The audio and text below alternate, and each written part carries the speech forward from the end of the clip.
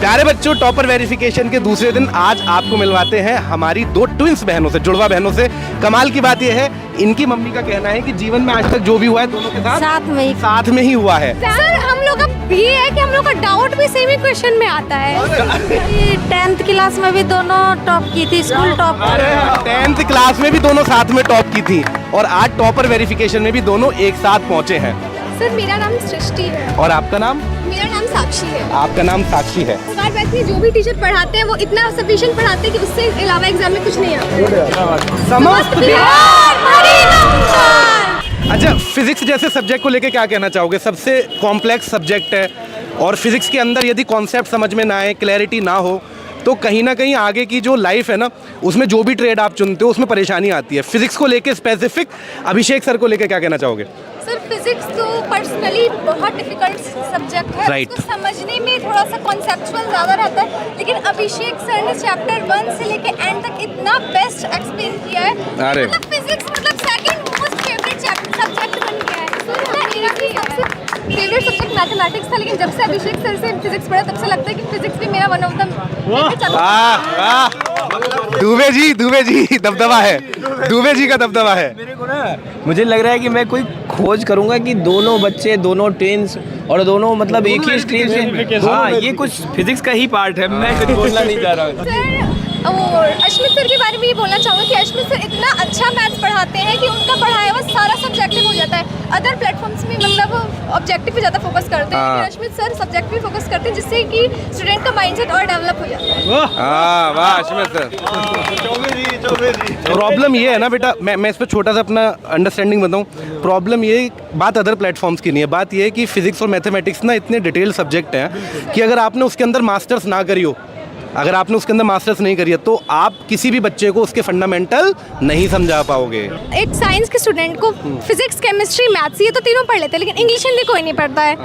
लेकिन मतलब विद्याकुल का सबसे बेस्ट पार्ट मुझे यही लगा कि मैंने जहाँ भी देखा है, मतलब पहले मैंने 10th में CBSE के बैच से मैंने ऑनलाइन पढ़ा था, तो वहाँ पे क्या होता था कि जैसे इंग्लिश, हिंदी का तो क्लास ही नहीं होता था पहले, कि हिंदी तो लगता है बेसिक ही है पूरा, और इंग्लिश का होता था तो वीक में 1 डे ओनली, 1 या 2 डेज बस। विद्याकुल में मतलब all days Hindi English class में शुभम सर ने बहुत अच्छा पढ़ाया है, और सर का इतना लॉन्ग ड्यूरेशन, मतलब पूरा रिकॉर्ड तोड़ दिया। 24 घंटे का क्लास, 12 घंटे पूरे थक जाते थे सर, लेकिन फिर भी सर कंसिस्टेंट से पढ़ाते थे। और सर इस टाइम पे परमेश्वर सर को भी बहुत मिस कर रहे हैं, क्योंकि वो यस सर परमेश्वर सर जैसा हिंदी का टीचर कोई नहीं है sir. He is one of the most मतलब बहुत प्यारे हैं, बहुत क्यूट है, हाँ, बहुत डिटेल और बहुत डिटेल नॉलेज रखते हैं। बेस्ट टीचर ऑफ हाँ, बहुत खुल के आप बच्चों को एडवाइस करो कि उन्हें किस तरह से पढ़ना चाहिए अगर उन्हें रैंक बनानी है, यहाँ तक आना है तो।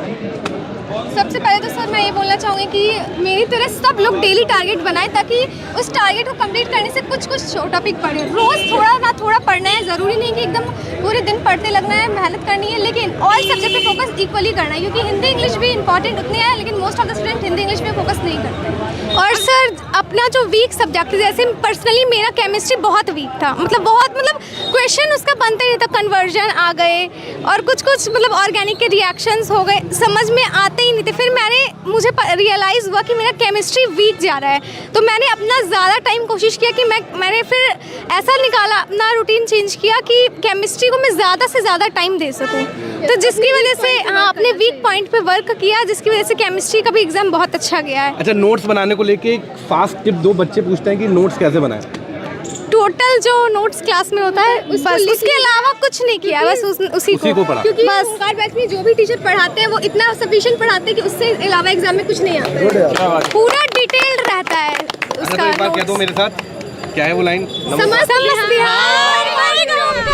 Thank you so much for making us so proud. We are so happy. Sir हम लोग भी बहुत खुश हैं आपसे मिलके। मतलब मेरा वेरिफिकेशन का जैसे ही कॉल आया ना, सबसे पहले कंफर्म हो गए, फिर लगा कि वेरिफिकेशन का नहीं था, पहले लगा था विद्याकुल के टीचर से मिलेंगे फर्स्ट टाइम, जिनसे मतलब ऑनलाइन में बात होती थी, बात भी उतने अच्छे से नहीं, उससे ऑफलाइन पूरा कांटेक्ट होगा, इतना अच्छा लगा। आप सब बहुत स्वीट टीचर हैं, सबने बहुत अच्छे से इंटरेक्ट किया, ये नहीं लगा कि पहली बार मिल रहे हैं किसी से, आप लोग बहुत अच्छे हैं। Thank you so much, thank you so very much. और सर इतना अच्छा है कि 8 मैथ्स की भी कुछ टीचर है, उनका मतलब उतना डिटेल्स में नहीं पता है, लेकिन फिर भी कुछ टीचर्स का एग्जाम टाइम में इतना ज़्यादा हाइप बना कि रिजल्ट मतलब एग्जाम में सारे क्वेश्चन, और एक अजय आदित्य सर, अजय आदित्य सर है वहाँ, उनका भी बहुत था, मतलब उनका मतलब लगा कि कितनी बेस्ट टीचर है। अगर ऐसे टीचर मिल जाए तो एग्जाम तो सबका अच्छा ही जाएगा।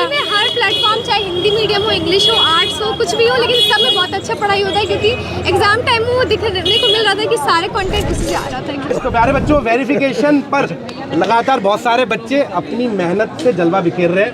बहुत सारे टीचर्स यहाँ पर मौजूद हैं जिन्होंने बच्चों को यहाँ तक पहुँचाने में हेल्प की है। सब लोग अपने बच्चों को चेरिश करने के लिए, अपने बच्चों को प्रोत्साहित करने के लिए यहाँ पर जुटे हुए हैं, लेकिन विद्याकुल का जलवा जारी है और सब पर भारी है। Thank you so much. मिलते हैं अगले।